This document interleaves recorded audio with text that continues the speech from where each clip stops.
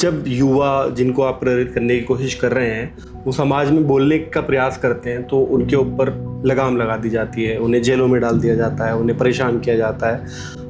आप इतने वक्त से काम कर रहे हैं, आपको कभी डर महसूस नहीं हुआ कि क्या होगा? ये जो लोग हम इस तरह के लोग काम कर रहे हैं उनको आपका क्या संदेश रहेगा कि डरना नहीं है, क्या कैसे बचना है डर से?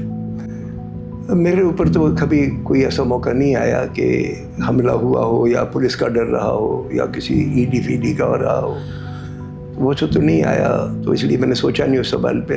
लेकिन तमाम लोगों को मैं जानता हूँ जिन्होंने जैसे बम्बई की हैं 30-80 तलवार, हर्षमंदर हैं, ये सचमुच आग से जूझे हैं। मैं तो दंगे के बाद पहुंचा, ये दंगे के, हालांकि मैं दंगे के 15 दिन बाद गुजरात गया, फिर जाने लगा, हर महीने जाता था। 30-80 साल बाद में वहाँ के लोगों के मुकदमे लड़े, वहाँ के लोगों को जो दफना दिया गया था जलाने के बाद, तो उनकी कब्रें खुदवा के पता लगाया गया तो हड्डियां हैं। तो बड़ी हिम्मत से काम किया, तो और हम मुकदमा चला दिया गया। मतलब ताज्जुब तो देखोगे कि क्या न्याय व्यवस्था हुई हमारे मुल्क की। तो लेकिन फिर भी मैं मानता हूं कि जिस तरीके से अशफाक उल्लाह और भगत सिंह फांसी पे लटक गए, गांधी शहीद हो गए, उसकी जरूरत हमें फिर से है। हाँ, ये लड़ाई फिरकावारियत की राजनीति से जो लड़ाई है, सांप्रदायिकता से जो लड़ाई है, ये उतनी ही गंभीर है जितनी कि हमने आज़ादी की लड़ाई लड़ी, उतनी ही गंभीर है। इसलिए जो बच्चे जेलों में हैं सच्ची बात कहने के नाम पर की वजह से या निशाने पर हैं, वो देश की बड़ी सेवा कर रहे हैं। उससे हिंदुस्तान में की आत्मा जिंदा है।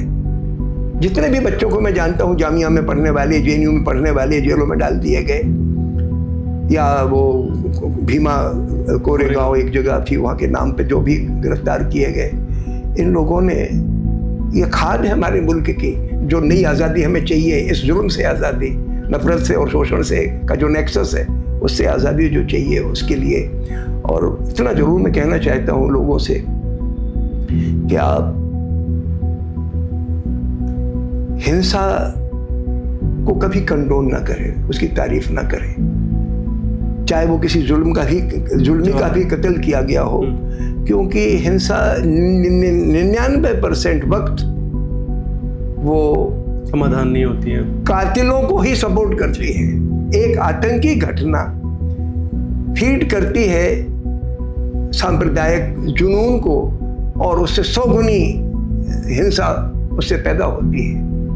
इसलिए टेररिज्म इन एनी फॉर्म, चाहे वो छोटा सा ग्रुप का हो, चाहे सरकार की तरफ से पुलिस की द्वारा टेरर पैदा किया जाए, आर्मी के द्वारा टेरर पैदा कराया जाए, या किसी, every kind of terror, every kind of violence is anti people, जनता के खिलाफ है।